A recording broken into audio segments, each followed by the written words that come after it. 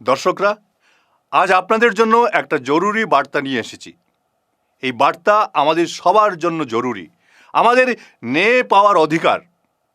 বরাক উপত্যকায় গৌহাটি হাইকোর্টের একটা স্থায়ী বেঞ্চ স্থাপনের এই দাবি নিয়ে আমরা শুরু করতে যাচ্ছি গণস্বাক্ষর অভিযান। দশকের পর দশক ধরে এই উপত্যকার অসহায় মানুষ বুক ভরা কষ্ট নিয়ে ন্যায়ের আশায় ছুটে গেছেন দূরের গুয়াহাটিতে। একটি মামলার তারিখ মানে ঘরের গরু বিক্রি, মায়ের গলার সোনার হার বন্ধক, দিনমজুর বাবার ধার করা টাকা, অসুস্থ শরীর নিয়ে দীর্ঘ পথের যন্ত্রণা, আর চোখ ভরা জল নিয়ে আদালতের সিঁড়িতে দাঁড়িয়ে থাকা।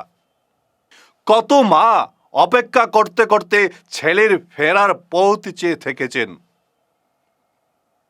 কত বৃদ্ধ মানুষ বিচার পাওয়ার আগেই পৃথিবী ছেড়ে চলে গেছেন।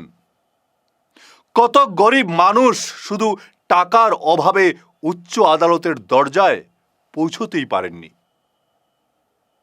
তাহলে কি ন্যায় বিচার শুধু ধনীদের জন্য?